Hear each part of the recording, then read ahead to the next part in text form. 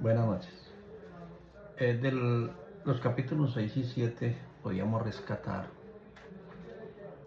que es una técnica legítima de interpretación del presidente. Es un precedente, una obediencia. Descartados los argumentos ilegítimos, el juez debe, por regla general, aplicar su regla constitucional vigente al caso análogo que le haya sido presentado. El primer caso en este proceso es justamente identificar de manera técnica la doctrina constitucional vigente entre una línea de precedentes. Luego que esta identificación ha sido hecha, el juez posee en todo caso la posibilidad de apartarse de dicho precedente, siempre que ofrezca una justificación suficiente y adecuada. El uso de estos argumentos debe ser por parte del juez cuidadoso y sincero. La obediencia al precedente no es la forma estándar de utilización del mismo. No se trata de un deber absoluto, como lo hemos visto, ya que en Colombia se ha construido una doctrina de respeto relativo al precedente. Esto significa que resulta posible apartarse del mismo siempre que se haga por motivos suficientes y razonables. Estos motivos y sus técnicas conexas deberían en todo caso ser recursos argumentativos excepcionales. Porque insiste la confianza social, radica que la aplicación del derecho sea uniforme y predecible. Y es fundamental anotar en todo caso que el juez debe demostrar claramente por qué considera que hay disanalogía respecto de los precedentes. Aún más, ¿por qué piensa que hay un vacío jurisprudencial que le impide recurrir a sus reglas ya vigentes? Estos argumentos deben ser sinceros, una declaración meramente estratégica de disanalogía con el propósito real de desobedecer el precedente compromete la responsabilidad del juez. El test propuesto por la Corte no es ni puede ser una fórmula cuasi científica que resuelva la cuestión de un cambio jurisprudencial. Aunque está expresado en términos utilitaristas, no deja de otorgar un muy amplio margen de discrecionalidad a la alta corte. Tiene el mérito, sin embargo, de recordarle a los jueces que el cambio de jurisprudencia implica una grave responsabilidad, que no es asunto de poca monta, sino que debe ser cuidadosamente evaluado por los jueces según la sentencia de unificación SU 048 del año 99. De acuerdo a lo anterior y teniendo en cuenta el precedente judicial, podríamos hablar de las sentencias ya existentes. Podríamos decir que existen dos clases de sentencias importantes y sentencias no importantes. Sentencias importantes son las que llamamos sentencias de hito. Derivan su importancia de algunos factores con frecuencia presentes en la jurisprudencia de la Corte Constitucional, tales como la sentencia fundadora de línea, que son fallos usualmente proferidos entre el año 91 y 93, donde solo se pronunciaron sobre sentencias de tutela. Está la sentencia consolidadora. Se trata de la sentencia donde la Corte trata de definir la subregla de derecho constitucional y allí se decanta un balance constitucional. Sentencia modificadora. Allí es donde la Corte cambia de jurisprudencia y modifica la estabilidad o consolidación de decisiones. Está la sentencia reconceptualizadora de línea.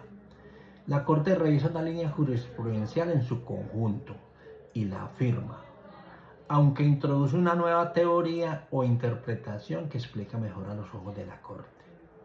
Está también la sentencia dominante. Según el analista, contiene los criterios vigentes y dominantes por medio de los cuales la Corte resuelve un conflicto de interés dentro de un determinado escenario constitucional. Y si entramos a hablar de las sentencias no importantes, tenemos las sentencias de reiteración.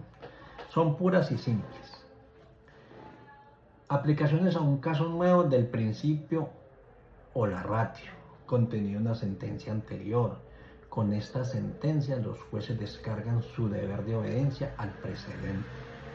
Sentencias confusas o incluyentes. son las que pierden parte de su poder presidencial debido a la baja calidad de su argumentación o las dificultades de la ratio decidendi que presentan. Y están las sentencias abstractas, son las que están plagadas de órbita erudita y terminan por hacer relación concreta con el escenario constitucional que buscaba resolver. Muchas gracias.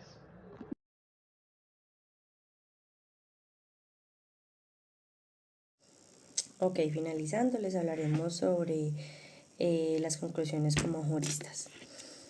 La consolidación de la línea jurisprudencial a favor de la tesis del valor ampliado del precedente ha transformado definitivamente el panorama del derecho constitucional en Colombia. Anteriormente, el tradicionalismo de Fuentes sostenía que todas las normas controlantes debían encontrarse en el texto constitucional y si no, derivarse de técnicas de expansión e interpretación. Sin embargo, actualmente las discusiones constitucionales se centran cada vez más en subreglas que la Corte Constitucional define en sus pronunciamientos, a los que le llamamos precedentes. La argumentación en el derecho busca aplicar a un nuevo caso una nueva regla controlante preexistente. Y para que esta regla sea legítimamente aplicada debe cumplir con ciertas condiciones. En primer lugar, debe provenir de alguna fuente de derecho, aunque la definición de estas fuentes sea objeto de debate.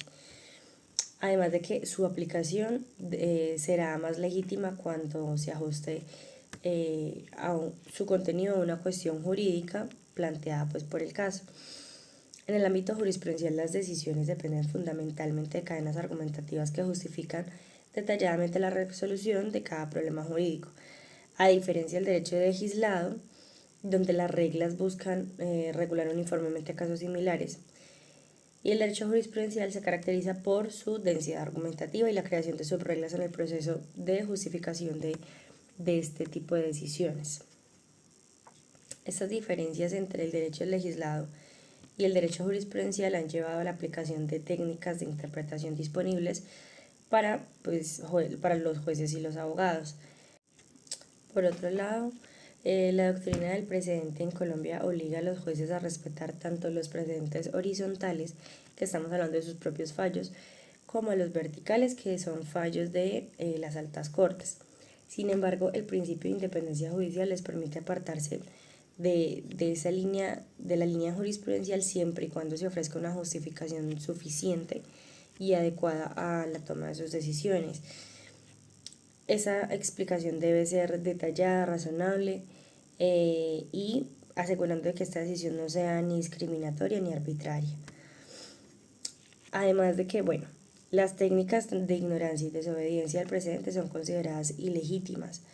Los jueces deben conocer y discutir la jurisprudencia vigente para poder apartarse de ella, y el desconocimiento frecuente de las subreglas constitucionales asentadas por la Corte lleva a una revocación de las sentencias.